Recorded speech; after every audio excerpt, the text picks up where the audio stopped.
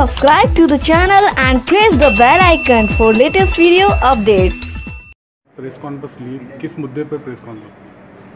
Sir किसान आंदोलन के दौरान जब मैं दिल्ली में था तो वहाँ पे पानीपत के पास नौलता गांव में एक अडानी ग्रुप का एक गोडाउन बन रहा है जिसका मैंने स्टिंग ऑपरेशन किया था। उस ऑपरेशन के बाद वो वीडियो मैंने सोशल मीडिया पे डाली और वो बहुत ज़्यादा वायरल हुई, जिसको देखते हुए अडानी ग्रुप ने मुझ पर 5 करोड़ रुपए की मानहानि की थी और ये दावा किया था कि उन्होंने मतलब मैंने उनकी कंपनी की छवि को ख़राब किया है।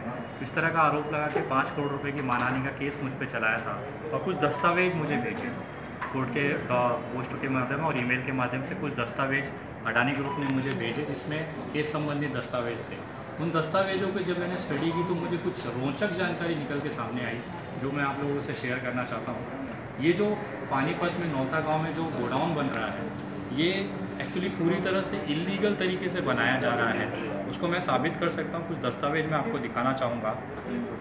12 जनवरी 2016 को अडानी ग्रुप का ये पत्र है जिसमें उन्होंने इंटरेस्ट दिखाया है कि हम इस तरह के साइलो या गोडाउन हम बनाना चाहते हैं।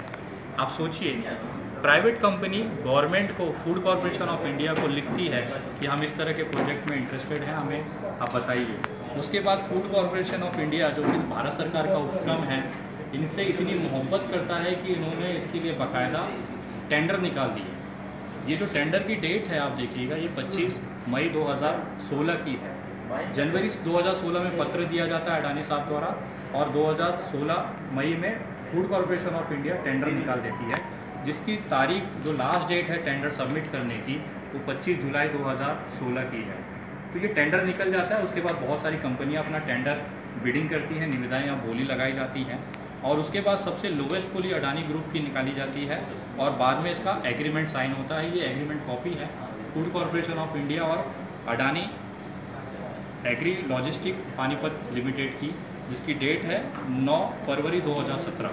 सारी लीगल प्रक्रिया जुलाई अगस्त तक कंप्लीट कर दी जाती है 2016 में। जो सबसे चौंकाने वाली बात निकल के ये आई है कि सारा टेंडर, सारी प्रक्रिया कंप्लीट हो जाती है 2016 में, लेकिन जिस कंपनी को टेंडर मिलता है वो कंपनी का रजिस्ट्रेशन ही 2017 का है। मतलब जिस समय टेंडर निकाला गया उस समय ये कंपनी बनी ही नहीं थी। ये मिनिस्ट्री ऑफ कॉर्पोरेट अफेयर्स की एक वेबसाइट से ली गई जानकारी है।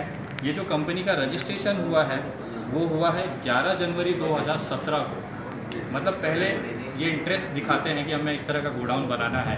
फूड कॉरपोरेशन ऑफ इंडिया इनके लिए टेंडर निकालता है, इनकी बोली को मान्य कर लेता है और उनको एग्रीमेंट कर दिया जाता है। लेकिन सबसे बड़ी चौंकाने बात कि वो कंपनी पैदा ही नहीं हुई थी जब ये टेंडर प्रक्रिया चल रही थी।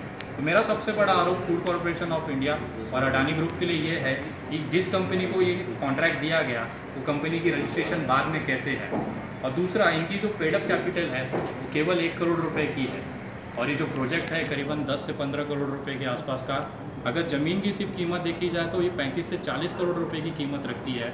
तो आखिर ये कैसे मुमकिन है कि जिस कंपनी की औकात 1 करोड़ रुपए की है वो 35 से 40 करोड़ रुपए का पूरा मतलब इंतज़ाम कर लेगा।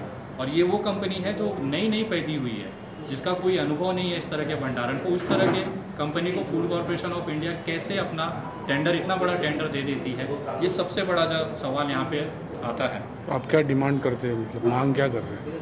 मेरी डिमांड केवल इतना है कि अभी हम लोग इसको लेकर माननीय सर्वोच्च न्यायालय में हम लोग एक PIL जनहित याचिका दाखिल कर रहे हैं। न केवल एग्री प्रोडक्ट्स, अडानी ग्रुप द्वारा जिस तरह से एयरपोर्टों का टेक ओवर किया गया, उनके रखरखाव के लिए उनको लिया गया, पोर्ट के ऊपर उनका काम चल रहा है, एनर्जी में काम चल रहा है। जैसे मुंबई में आप देख सकते हैं बिजली के बिल किस तरह से बढ़ाए गए हैं, जिस तरह की चीज़ें चल रही हैं वहाँ पे भी अडानी का इन्वॉल्वमेंट है। तो मुझे पूरी तरह से मैं श्योर हूँ इस तरह की टेंडर में भी इन्होंने गड़बड़ियाँ की हैं।